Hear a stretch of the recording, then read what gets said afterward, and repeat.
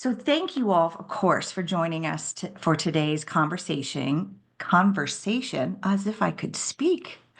We're going to be talking about using impact narratives to connect employees and communities. I'm Katie Elder, Vice President of Corporate Insights at Points of Light, and we're grateful that you've joined us today as we discuss leveraging storytelling to strengthen the bridge between your colleagues and community impact.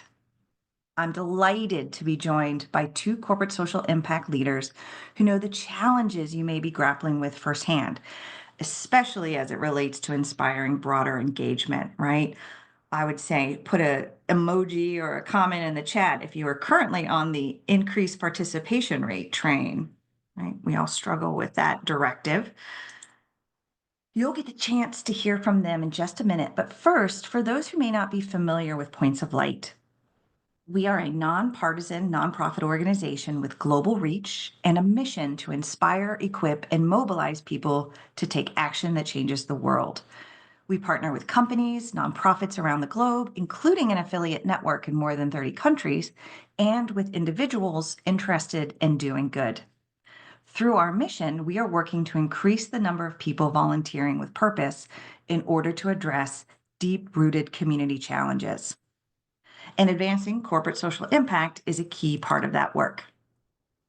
So let's get into today's session, which is a preview of the excellent corporate workshops and programming we're putting in place for our annual conference. We'll be sharing the slides and recording in our follow-up email, so don't feel like you need to rush to take notes. But if you have a question for our presenters, please use the Q&A function at the bottom of your Zoom screen. That helps us direct the questions to the right place. There's so many of you out there, it's hard to keep up with the chat. So definitely put your questions in the Q&A function you'll find at the bottom of your Zoom screen. We're going to save some time toward the end of the hour to answer any questions that come up. So I'd like to invite both Jennifer and Sarah to join me on screen. And while they do that, I'll share just a bit more about their background and expertise. Jennifer Bradbury is a seasoned corporate social responsibility leader with more than 20 years of experience helping brands transform purpose into impact. As the former executive director of the Taco Bell Foundation, she led initiatives that fueled business growth while driving meaningful change. Today, she partners with corporations and nonprofits to scale their fundraising, programs, and community impact, delivering strategic, authentic solutions that make a lasting difference. Thank you for being here, Jennifer. And our other presenter, Sarah Middleton. She is president and CEO of Mission Up, a social change consulting firm that works alongside companies, foundations, and movements. Prior to founding Mission Up in 2018, Sarah was the executive director of the PIMCO Foundation. She is a current member of Independent Sector's Strategic Volunteer Engagement Program Advisory Committee and one of the founding 50 collaborators for the Realized Worth Institute's Makerspace. Sarah is thankful to have gotten her start in AmeriCorps, and we are thankful that she's collaborated with Jennifer to present to you actionable insights on social impact storytelling. Okay, it's enough for me. I'm going to pass the mic over to you now, Sarah and Jennifer. Thank you again. Thanks so much, Katie. It's so great to be here. I'm going to pop up these slides for everyone. And we'll get started. So welcome. We are thrilled to be here today with you. I'm Jennifer Bradbury, and that's Sarah Middleton next to me. We're going to talk about storytelling and how it can really strengthen your CSR efforts by connecting employees to purpose and community, and then also customers and revenue, because those are important too. So how do we take all of that and wrap it up in storytelling to make it really meaningful? Okay, but before we dive in, let's get to know each other a little bit more. We would love for you to drop into the chat one word that describes a memorable story that inspired you. This could be something you heard or you read or you experienced. It could be related to your work. It could be related to anything, quite frankly. The word that I will share with you today is catalyst. When I think of a memorable story that moved me, The word I'm coming up with is catalyst. So I'm seeing in the chat perseverance, growth, serve, help, awe. Oh, I like that one. Life changing. I want to hear that story. Transformation, compassion, empathy. Oh my gosh, this is so good. It seems like you're all fired up out there on the chat, and we're fired up to be with you here today. Thank you all for sharing those words. Keep them coming. Yeah, these are some really great ones. Relatable. I love that. Growth. So stories are powerful because they move us. They help employees see the real impact of their work, and they usually inspire action. All words we can keep getting here, right? They also build customer loyalty. And customer loyalty is critical for a really important reason because it not only builds lifetime affinity and long-term affinity to your brand, but it also helps with crisis management because all brands, everyone goes through times of crises. We see that more and more often these days, especially with social media. So storytelling is important. So today we're going to really explore how to harness storytelling for CSR success. And also, let's be honest, because stories are what keep bringing us back to brands we really love. We love passing along a good story that we heard about to a friend or family member, right? So Sarah, what are we going to do today? Yeah, you're probably all wondering, how will the next 52 minutes flow? And so here's your answer. Number one, we're going to walk all of you through what Jen and I call the story bridge framework. If you are a visual learner like I am, this story bridge is for you. Number two, this is probably what you're here for, those practical strategies that you can add into your CSR storytelling toolbox. We're going to share with you some practical tips for storytelling. And then we will also take you through an exercise. We have a gift for you, which we're calling our CSR storytelling playbook. Hopefully it's helpful to your work, but we will walk you through the playbook. And this is a tool, this is a worksheet that you can use again and again and again to map out and strategize your stories. And of course, as Katie already mentioned, we will leave time at the end for Q&A. So please think of your questions along the way. When a question pops up for you, drop it into the Q&A function, and Katie will help us with Q&A toward the end of our presentation. Awesome. So why do we want to talk about storytelling? Why are you here today using an hour of if you're on the West Coast like us, it's lunchtime. If you're on the East Coast, it's like time for a nap because you're in your gluten coma from lunch. And then I know we have people all over the world, so there's all sorts of time zones happening. But we're gonna start because going back to the fact that stories connect, they inspire and they mobilize action. And so how do we really take those employee contributions, whether they're through employee volunteerism, employee giving, or workplace initiatives, and translate that into real impact? So we believe that storytelling is fundamentally human. And maybe drop a thumbs up or a smiley face in the chat if that's what you believe too. At the end of the day, stories connect all of us. We have been telling stories forever. If you think back to the early days, the campfire, sitting around the campfire telling stories. It's just how we've done things. And our brains are totally wired to tell and to absorb stories. When it comes to corporate storytelling, when employees feel emotionally connected to your company's purpose, we see engagement and retention increase at the company. And when stories can showcase those real life examples of your company's values and action, they bring your mission to life. That's why storytelling, and in particular CSR storytelling, is so critical. Yeah, exactly, Sarah. So let's really jump into what you teed up as something we love to call the story bridge, and how that is takes one of the challenges in CSR and makes this work feel personal, right? So again, it's about connecting employees to purpose and community through a real life, meaningful narrative. So tell us more about this, Sarah. Okay. So again, any visual learners on the Zoom here? We we built this slide for you. When employees see themselves in a story, whether it's through volunteering or maybe it's mentorship or maybe it's community impact, they feel a deeper sense of purpose at work. And similarly, when a story resonates with a customer, they too feel a deeper sense of purpose. They feel a deeper engagement to that particular brand. So here's the Story Bridge framework. And hopefully this is simple and again, something easy to digest and remember. So on one end of the bridge, you have employees. What makes up employees? Well, their individual motivations, their personal experiences, their skills, their passions, their day-to-day work, how they engage with the company. So when you think about employees, you're thinking about all of those components that make up employees.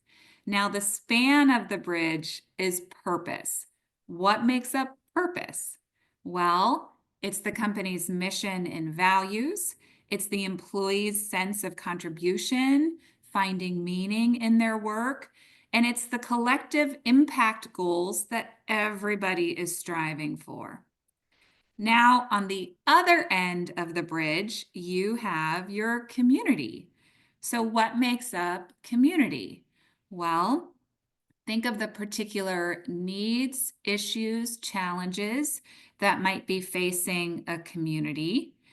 Think about the partner organizations that make up the community. Remember, none of this gets done without the partner organizations, the nonprofits that are out there on the ground.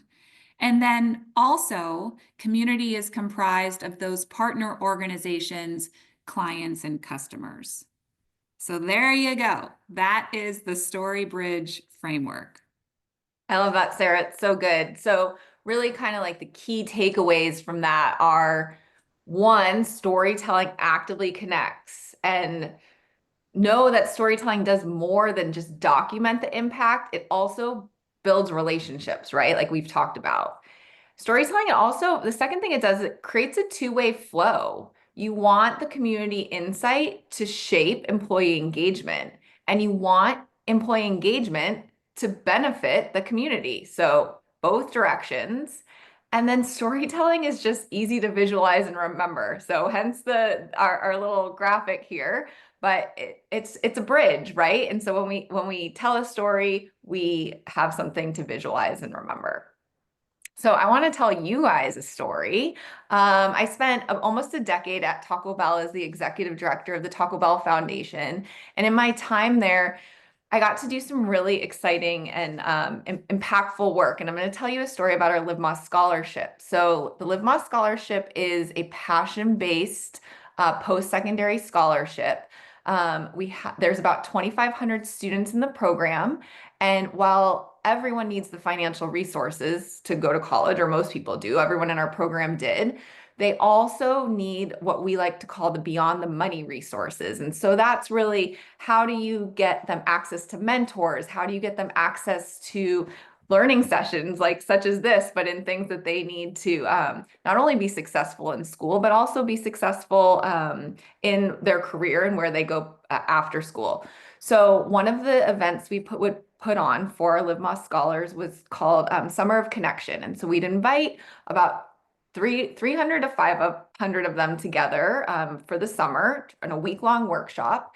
And while it was a great opportunity for them as scholars, it was a really cool opportunity for not only our internal employees at Taco Bell Corporate to be able to host workshops and use their best skills and expertise to mentor our students, but it was also a really cool opportunity for us to partner with vendors and suppliers to come in and also share their knowledge and what they are seeing in their workplaces to mentor the students. So that happens. The number of stories is astronomical. And luckily, we live in this cool world of social media now. So we have the students sharing their stories about what happened on their social media with their networks. We have our employees sharing on their networks what happened with the students and the engagement they felt. So LinkedIn has employees sharing stories and vendors and suppliers sharing stories.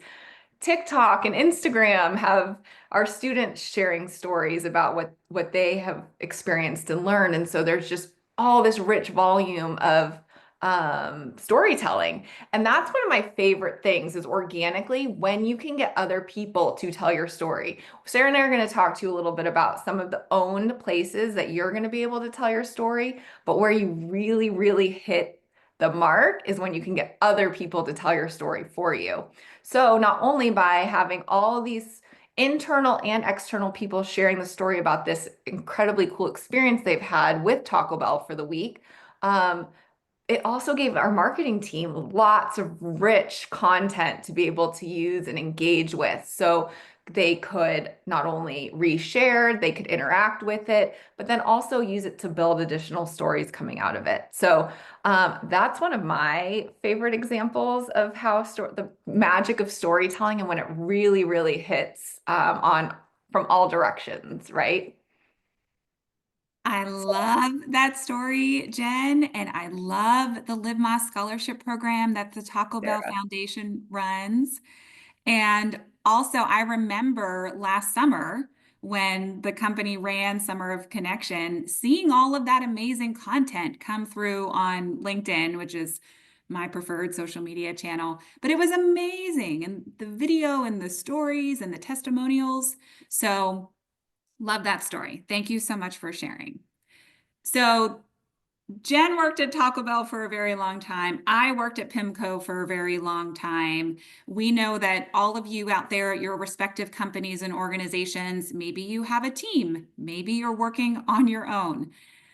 Our guess is because this was something that we dealt with too in our corporate roles, that you have a bunch of stories to tell or you want to tell stories, but you also have to get your marketing colleagues to care because they're the ones who are going to help you tell these stories ultimately. So, Jen, how do we talk with our marketing colleagues about why these stories are important? Yeah, that's exactly right. I mean, I think part of our job as CSR professionals, and a lot of you who touch CSR in your, is it your second or third job, right? A lot of us wear multiple hats at work.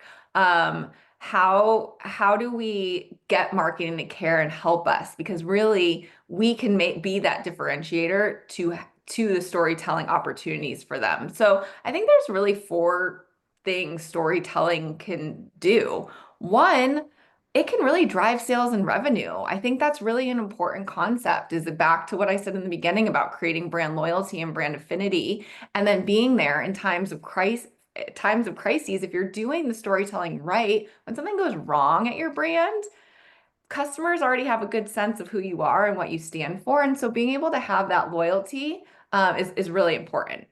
So it also increases both customer and employee pride. Don't we all want to work at companies, especially everyone in this room wants to work at companies who do good work, who are making a difference in the world and care more about more than just the bottom line. So really, how can our stories they can increase both customer and employee pride? Also, let's create shareable content.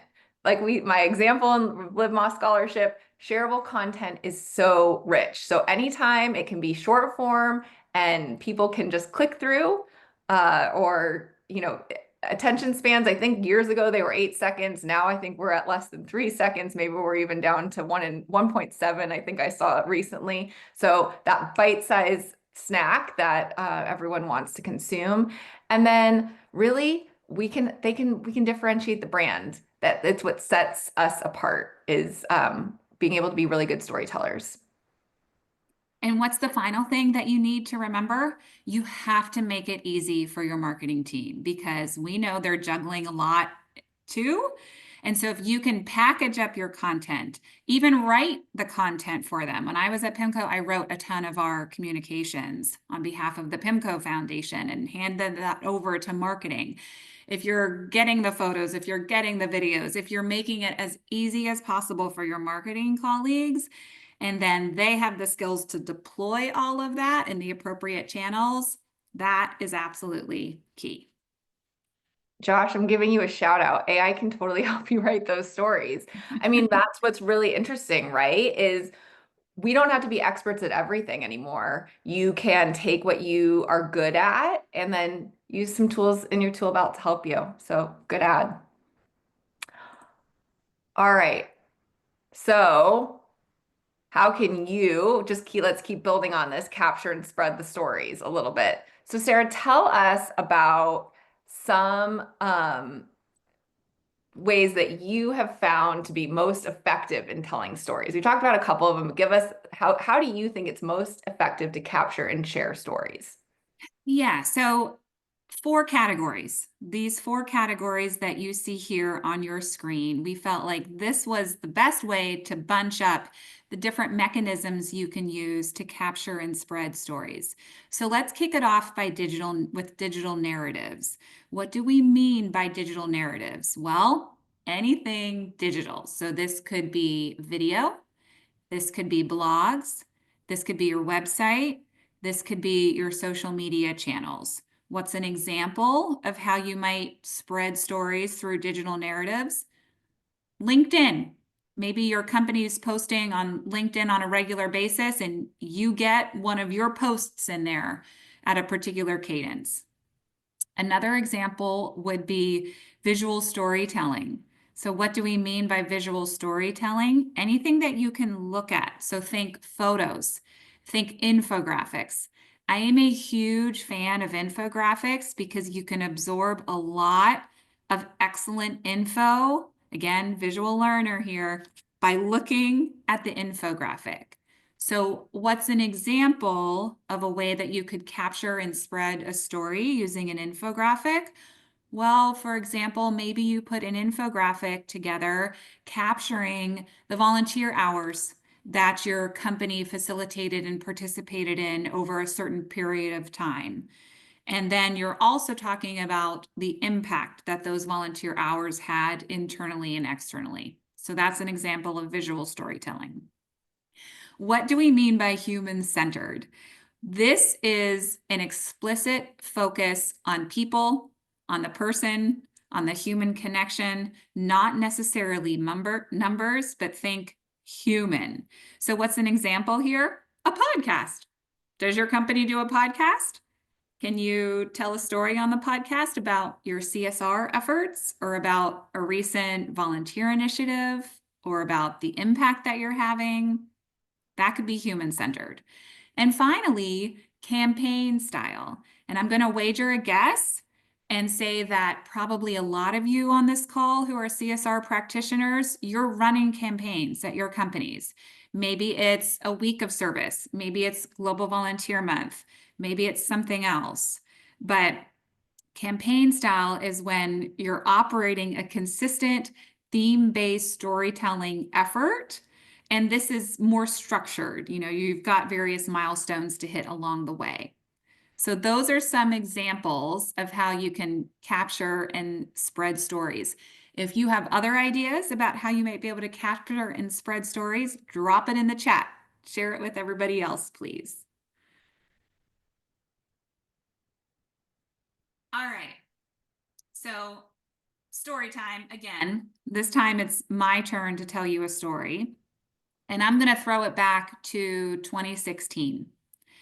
And in 2016, if you recall, the global refugee crisis was really exploding around the world. And we were seeing horrific images on our phones, on our TV screens. It was overwhelming, the amount of migration and sorrow. And at some point in 2016, 2 different PIMCO colleagues came into my office at different times. They did not know each other at that point. And they both expressed to me, what can we do? what can our company do to address this global refugee crisis? I mean, it is just so heavy and it weighs so heavy on the conscience. What can we do? And so I ended up bringing those two colleagues together, and they met and we talked and we recruited a few others who were passionate about doing something about this crisis. And lo and behold, soon we had a small committee. And this small committee met and talked and brainstormed. And we eventually reached out to a few different nonprofits in the area in Orange County, California, to seek their input, get their advice. Again, what can we do? What needs can we address? Long story short, we ended up partnering with a wonderful nonprofit here in Orange County, California called Access California Services. And this organization supports immigrants and refugees. And they were seeing a lot of refugees come into Orange County. They were helping them. And what they shared with us was housing. These refugees need help with housing, essentially rent. And so our PIMCO committee decided, okay, something that we can do that would be impactful would be to cover rent for 5 families for a year. And so we came up with a campaign. We came up with a campaign goal, which was to raise $100,000. 20,000 would go to each of the 5 families to cover rent for a year. And Access California Services would be our partner in this entire endeavor. Back to the campaign.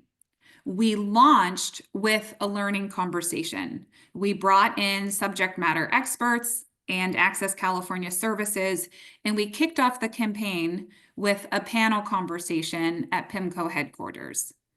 From there, we launched the fundraising effort, and we would drop stories here and there. The whole campaign was mapped out. We weren't sure how long it would take us to raise the 100,000, but we knew that we needed to run this particular campaign to motivate folks and raise the funds. This campaign ended up galvanizing PIMCO employees and other offices. And so we ended up forming what we called refugee action teams in other PIMCO offices, in the New York office, in the London office, and elsewhere. And these refugee action teams did something similar that we had done at the Newport Beach headquarters, which was they talked to various organizations in their regions to understand what the need was, and then they came up with a particular effort to address those needs. This entire effort, this entire initiative, spurred by 2 employees who had a real passion for getting involved in addressing this crisis, it snowballed. And if you recall, back in that time, President Obama was in the White House and he had launched the Partnership for Refugees, which eventually was housed with the Tent Foundation. And so it became the Tent Partnership for Refugees. And it was a really wonderful public-private partnership. PIMCO ended up signing on to this Tent partnership. And we worked on refugee issues for a while after that. This was employee driven. And the stories that we told internally and eventually externally were really impactful and really motivated the entire firm to get involved and do something. I think at the end of the day, people were watching these images across their phones and TVs and wondering, what can I do? How can I get involved? And this employee-driven effort gave them that vehicle. There's my story. I love that story so much, Sarah. It's such a one, it really touches on stories are everywhere, right? They exist everywhere. And then 2, really the power of grassroots efforts, and that it doesn't always have to be led by a corporate initiative, that there's things that you can find in real time happening, and with the right synergies and motivations, people can come together and make really impactful work. And then by telling more people about it, you're able to just keep elevating it. So congrats to you and PIMCO on that one. Thanks. All right,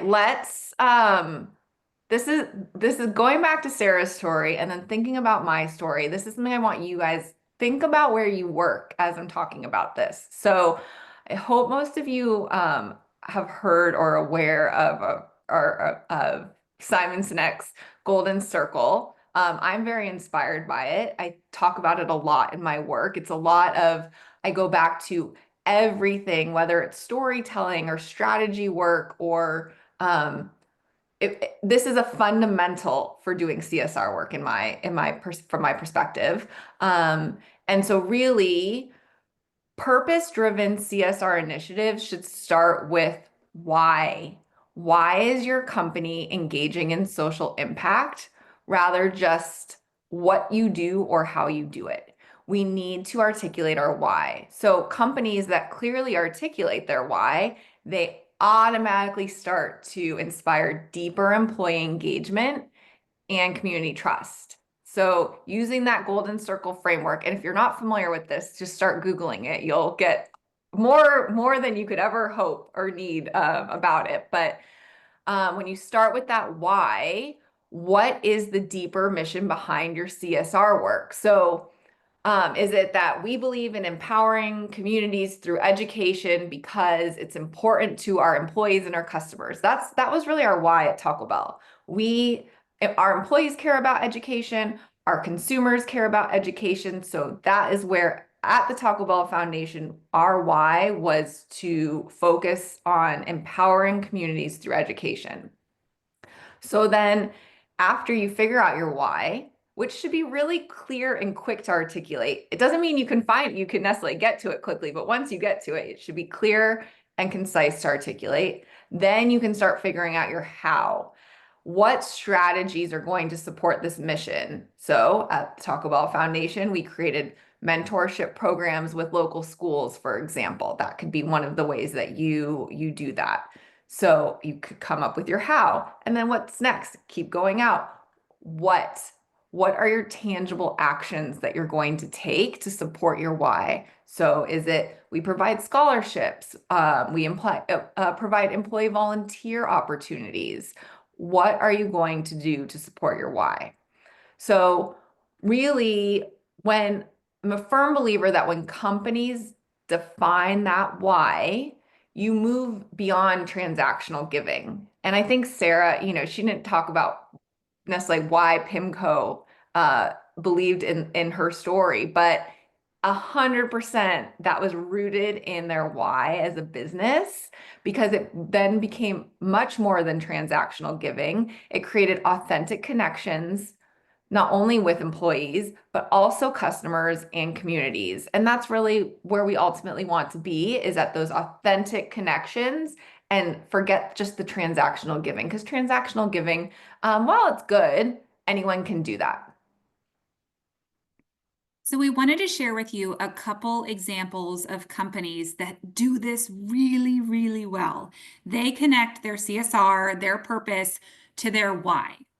Has anybody in this Zoom room heard of Cotopaxi? Maybe drop me an emoji in the chat if you've heard of Cotopaxi.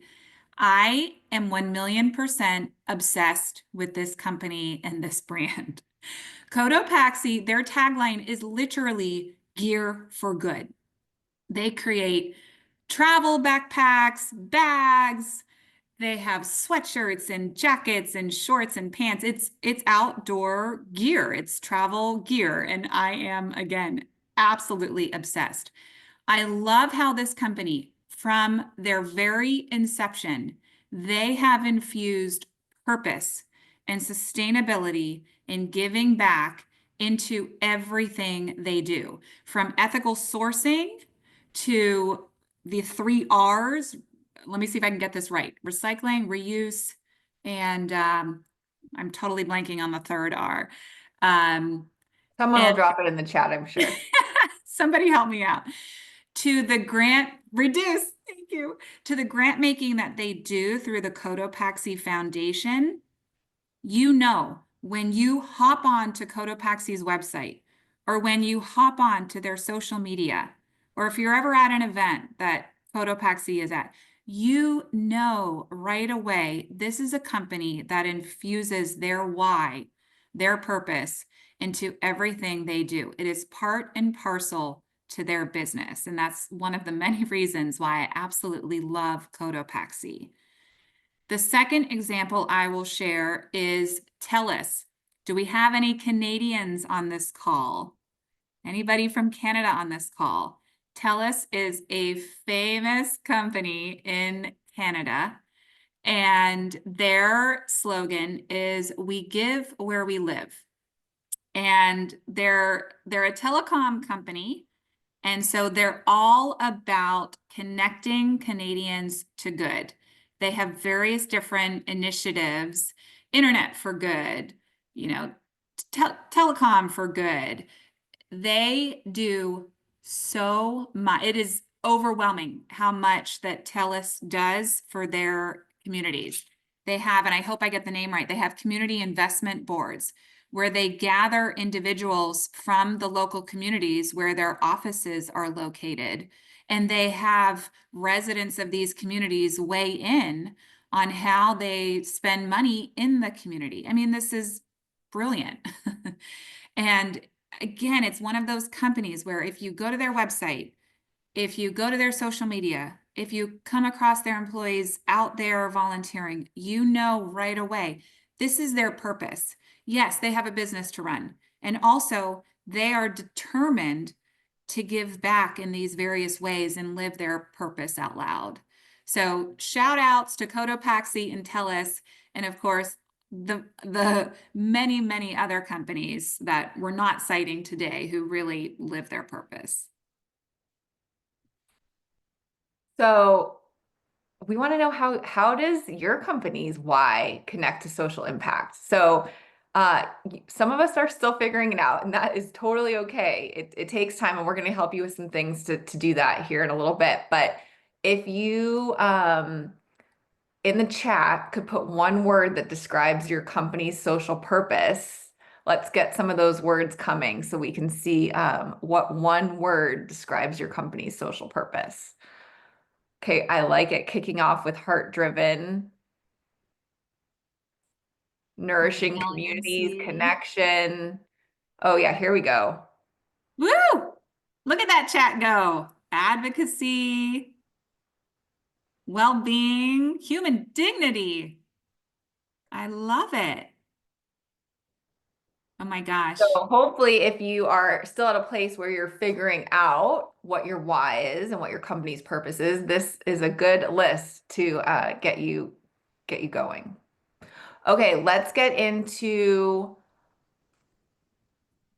our CSR storytelling playbook, which is really a worksheet that Sarah and I have created to help you tell your stories. So you can follow along with us, but then you can ultimately use it over and over again. We tried to create it. So I feel like you should laminate it, and then you can just wipe it clean every time you want to tell a story. But we've been talking a lot about storytelling, so let's start practicing it. So I see that Katie just dropped the worksheet into the chat so everyone can access it. And if you can't for whatever reason, don't worry, she will send it out via email after this, along with the recording of the webinar, so you can all go back and take a look. But we want this playbook to be your guide. It's by no means an exhaustive guide, but it is designed to be simple and repeatable and hopefully really effective for you. So let's jump in. So there's going to be 6 steps in the playbook. I'll cover the first 3, and then Sarah's going to do the second 3, or the back 3. So remember, kind of going back to where we were, great CSR stories, they humanize impact, they create loyal customers, they strengthen employee engagement. Okay, so what's step number 1? Where will you find the stories? So we've talked about a lot of examples already, but perhaps it's employees. Go to your own employees for stories. Is it your nonprofit partners, right? Is it impact reports, or is it somewhere else? There's lots of places to find stories, and that's where you need to start. So then step number 2, you want to check for core elements. So that's going back to using the purpose bridge. We want to see human connection. What is the impact it made? go back and use the purpose bridge to really see what elements are present in your story. And then the third step is you're going to want to choose a format. Lots of times it's nice to know what format you're using up front. So how do you choose the best format? How do you deliver the story? Is it visual? Is it a video? How are you going to make your story most engaging? I really encourage you guys to actually spend time thinking through this step because you really have to meet your audience where they are, right? And for them to receive the story in the best possible format. So there's lots of them. We've given you some examples, but what is the best format for your story?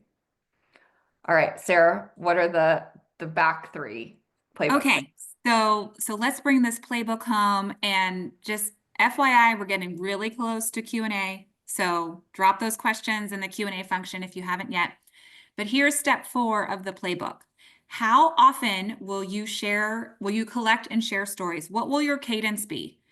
Are you going to do it once a month? You're going to do it more often than that, once a week? Decide what is the right cadence for you, your team, and your company. Step 5, really important. How are you going to measure impact? It's great that you're running these programs, but what's the result? How are you going to decide what's working or what's not working? Will it be clicks, shares, likes, employee feedback, some other mechanisms? Again, decide what works best for your company in your particular environment. And then finally, what do you need to make these stories happen? Who are the people who are going to help you? What tools do you need? Do you have a budget? What else might you need to consider when it comes to resources? That's the overview of the playbook. You have the worksheet in the chat. Again, it will be sent out in the post-event email. And we encourage you to just use this playbook again and again. Get familiar with it because it will help you get in the zone when it comes to all of those particular components for successful CSR storytelling. And as Jen mentioned too, keep the story bridge in mind. Think about how those stories will help your employees see themselves in your company's purpose and connect more deeply with the community. And Jen and I have a challenge for all of you. It's a brand new month, and it also happens to be National Volunteer Month. So our ask is that you find one story this month and you apply this framework. You apply this playbook. We know you can do it and we're rooting for you. Okay, so we're going to get to Q&A in just 1 minute here, but I want to, before we do that, go to the chat one more time. Where do you think your best stories might come from? And Sarah gave you a nugget with what month it is, right? But tell me one source in the chat we want to see, and this will help inspire other people here too. Where do you think your best stories can come from? Employees, volunteers, and the nonprofits we love. A lot of volunteer. Yep. The people we serve. Mobile clinic volunteer events. Love it. All right. You're kicking it off with some great ideas, everyone. So just to wrap up then, the more you practice this, the easier it gets. It's just like muscles, right? When we practice and we use them, we flex them, it gets easier. So use the playbook, remember the storytelling bridge, and it'll become easier to find and share compelling stories. All right.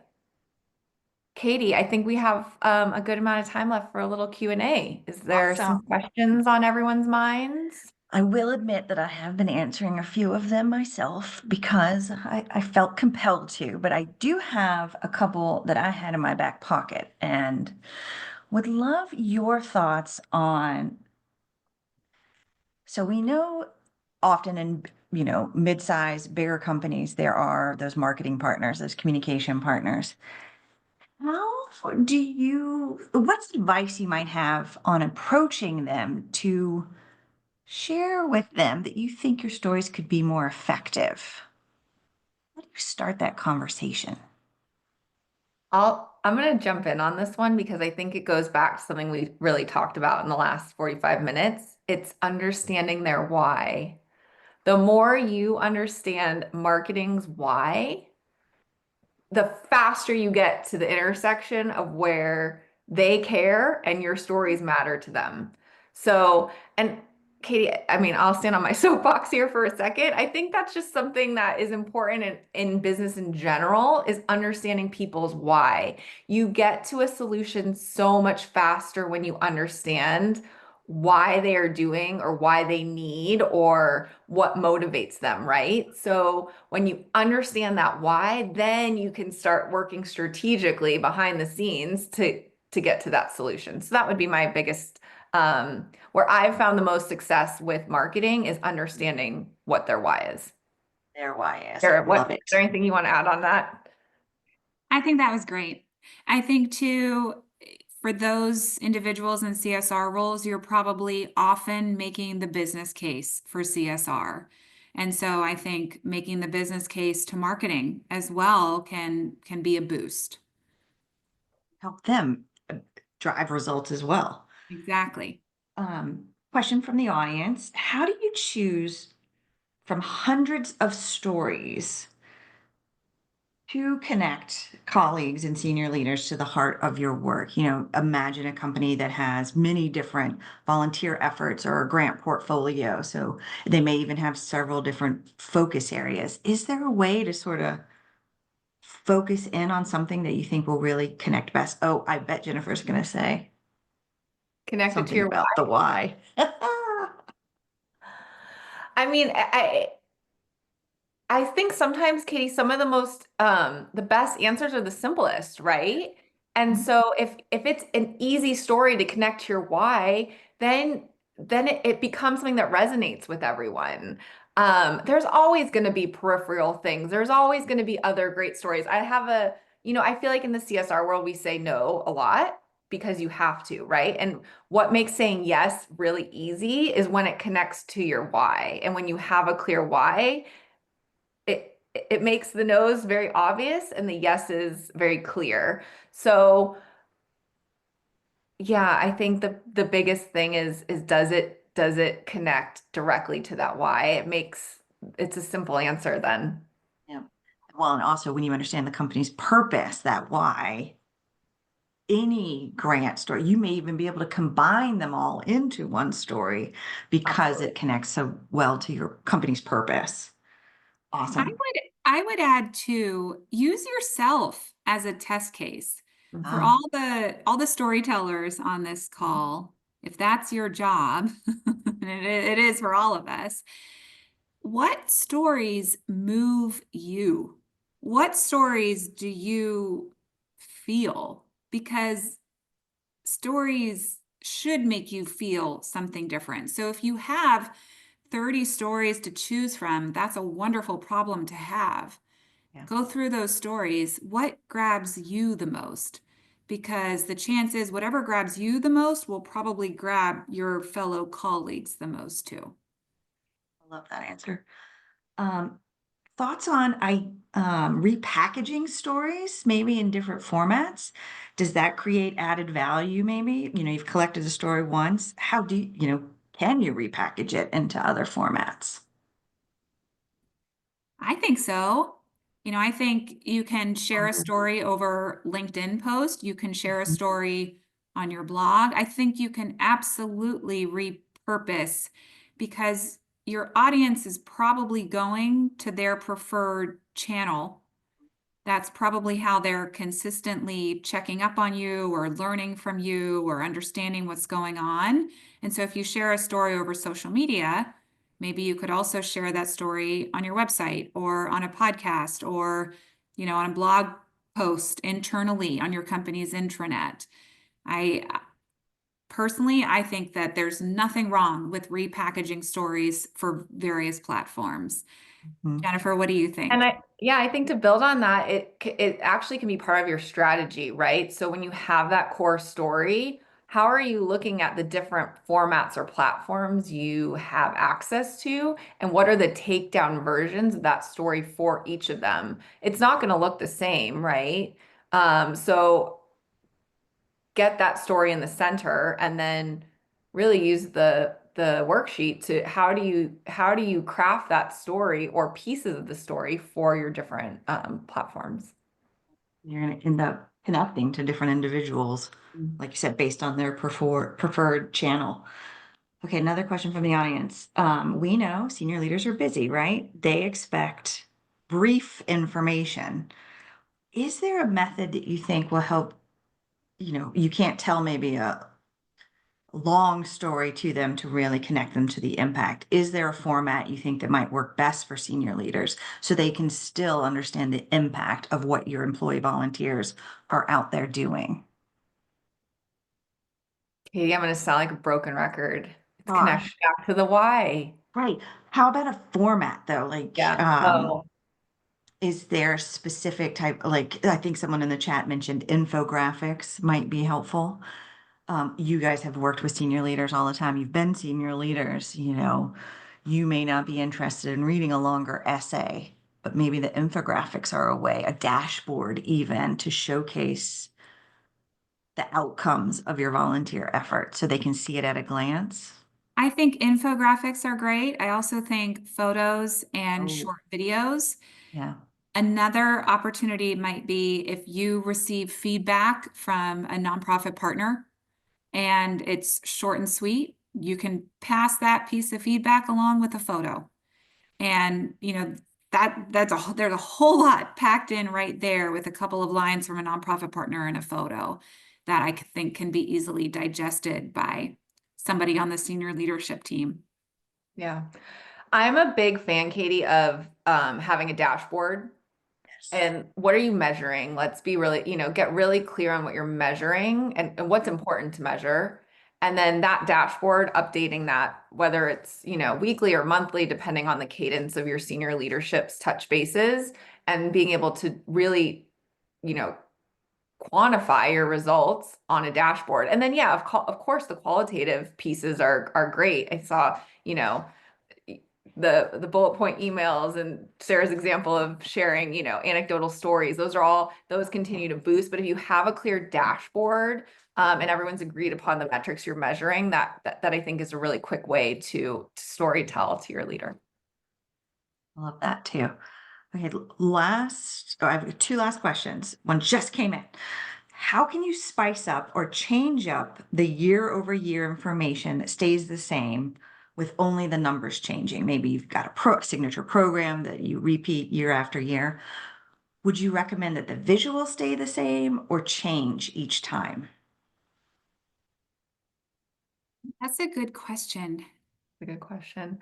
I'm in favor of changing up the visuals. I think when things look too similar year over year, you lose your audience because their eyes blur. They think, I've Yeah, seen this before. I don't need to pay attention to it.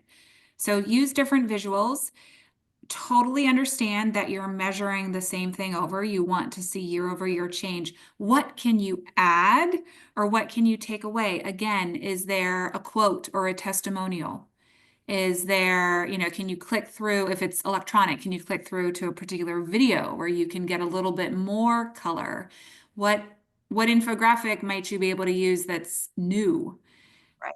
As Jen mentioned in the beginning, our attention span right now is so short. It's so limited. So I think you have to change it up and you have to look for creative ways to engage year over year. Yeah. And I think as just a follow up, I would also the voice of the story, who you're focused on, maybe that's how you change it year after year. If it's a beneficiary or community partner, or even a community leader who, is aware of your program and the benefits it's providing to the community.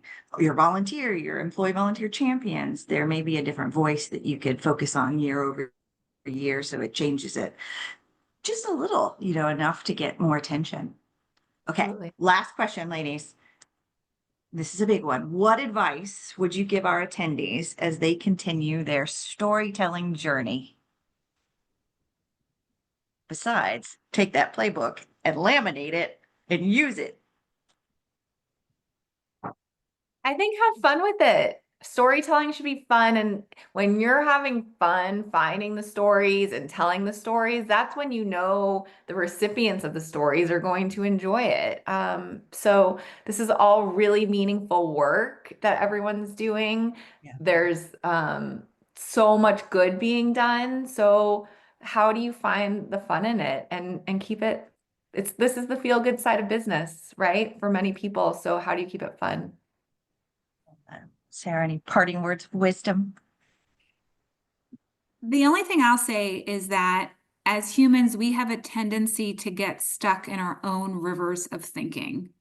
And I think so that as CSR leaders and practitioners and nonprofit leaders, all of us working in the social impact space, seek out new ways of taking in information, seek out a podcast that you might never ever listen to, seek out a book that you wouldn't ordinarily read. Like, get out of your own rivers of thinking so that you open up the creative space in your mind, because ultimately that will help you do better at your job and it will help you capture and tell and spread stories in a much more innovative and strategic manner. Love it. And don't forget to connect to the why. My final piece of advice. Okay, this has been fabulous, ladies. We are so appreciative of you You. sharing your time and your expertise. I'm so thankful to our attendees for being here today. I am going to just a few follow-up announcements for you, my friends out there. We are going to be sending a follow-up email either later today or probably tomorrow with a recording, the slides, top takeaways, and that playbook again, which is an incredibly useful resource. If you did have a question that didn't get answered or you think of one later this week, please send your question to our monthly advice column, which we call Ask a CSR Friend. I'm going to drop a link to that Ask a CSR Friend where you can send your extra questions to it in the chat. And we've got another webinar coming up in a few short weeks on April 23rd at 1 p.m. Eastern. We're going to drop a link to that.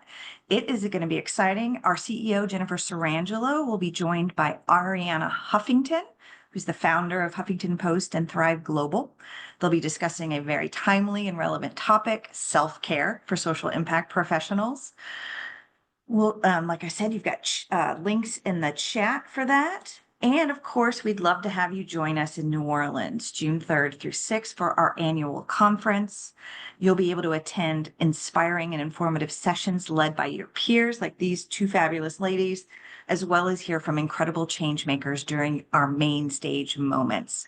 We're going to drop links on the conference in the chat, but also you'll find that info on our website, www.pointsoflight.org. That's it, my friends. Thank you for being here today. Thanks again to Sarah and Jennifer for sharing their storytelling smarts with us. And I hope you all have a fabulous rest of your day. Thank you all so very much.